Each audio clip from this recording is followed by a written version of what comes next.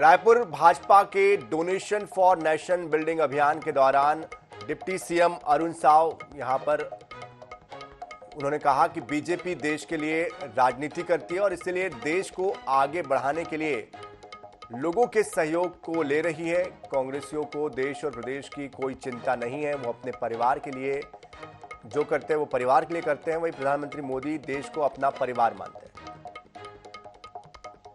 पहले भाजपा ने दो बड़े अभियान शुरू किए हैं, डोनेशन फॉर नेशन बिल्डिंग और मोदी का परिवार। दोनों अभियानों का क्या उद्देश्य है, हमारे साथ बातचीत करने के लिए डिप्टी सीएम अरुण साव से बात करेंगे। Sir, donation for nation building अभियान शुरू किया है। इस अभियान के तहत आपने कितना इसमें डोनेशन किया है और इसका क्यों जरूरत पड़ी चुनाव के पहले? डोनेशन फॉर नेशन, यह स्पष्ट है इससे कि भारतीय जनता पार्टी देश के लिए राजनीति करती है और पिछले 10 सालों में भारतीय जनता पार्टी की सरकार ने जो देश का चहुमुखी विकास किया है, दुनिया में मान सम्मान और गौरव देश का बढ़ाया है, तो भारतीय जनता पार्टी देश के लिए राजनीति करती है। और इसलिए भारतीय जनता पार्टी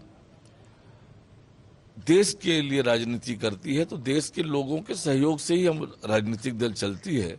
इसलिए सभी से आग्रह किया गया है कि जो डोनेशन देना चाहते हैं भारतीय जनता पार्टी को वो स्वेच्छा से करें। सर, एक अभियान और शुरू किया गया है, मोदी का परिवार। इसके तहत सभी जितने नेता हैं वो अपनी सोशल मीडिया में मोदी का परिवार लिख रहे हैं। कांग्रेस इस पर कह रही है कि ये पीएम की मार्केटिंग है, मोदी की रीब्रांडिंग इसमें की जा रही है।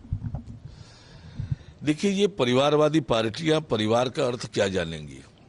अपने परिवार के लिए राजनीति करने वाले, अपने परिवार को स्थापित करने के लिए सारा कुछ करने वाले, जिन्हें देश और प्रदेश की कोई चिंता नहीं होती है, तो ये तो अपने परिवार के लिए करने वाले हैं। प्रधानमंत्री माननीय नरेंद्र मोदी जी तो लगातार कहते रहे हैं कि मेरे परिजन मेरे परिजन मेरे परिजन। देश को अपना परिवार मानते हैं नरेंद्र मोदी जी, और इसलिए ये परिवारवादी पार्टियां अपनी चिंता करें।